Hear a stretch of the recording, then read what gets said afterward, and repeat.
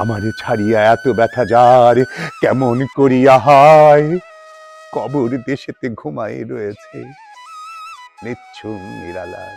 যখন ইন্টারমিডিয়েটে পড়ি ঠিক তখন কবর কবিতাটি আমি পাঠ করি, তখন হয়তো অত মর্মটা বুঝতে পারি নাই। তবে পরবর্তীতে এর মর্মটা সঠিকভাবে বুঝতে পেরেছি।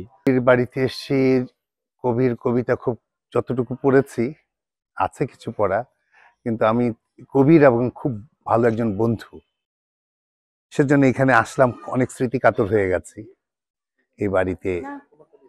এবং কবি জসিমউদ্দিন একটা অন্যরকম ব্যাপার। জসিমউদ্দিনের কবিতা আমি আসলে কি কিছু কিছু কবিতা তো আমি পড়ি, আর বিশেষ করে যে কবর কবিতাটা তো আমি পড়তে পারি না, আমার চোখ দিয়ে আমি আমার আবেগ রাখতে পারি না। এরকম একটা এত বড় মাপের কবি সে সময় আসলে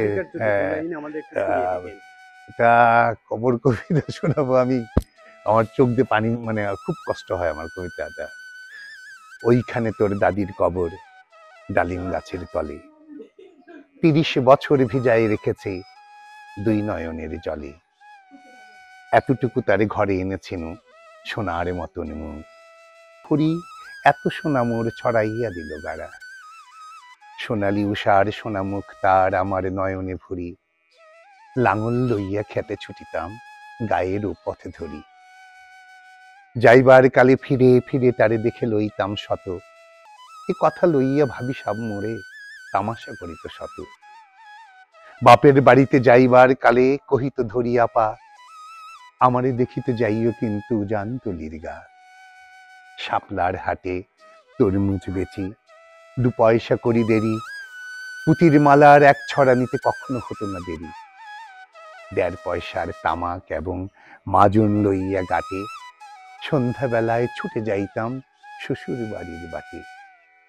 হেসোনা দাদু সেই তামাক মাজন পেয়ে, দাদি যে তোমার কত খুশি হতো দেখি বেশ চলেছে, নথ নেড়ে নেড়ে কহিত হাসিয়া, এতদিন পরে এলে, পথ পানে চেয়ে আমি যে হেথায় কেঁদে মরি আখি জলে, আমারে ছাড়িয়া এত ব্যথা যার কেমন করিয়া হয়, কবর দেশেতে ঘুমাই রয়েছে নিচ্ছুম নিরালায়।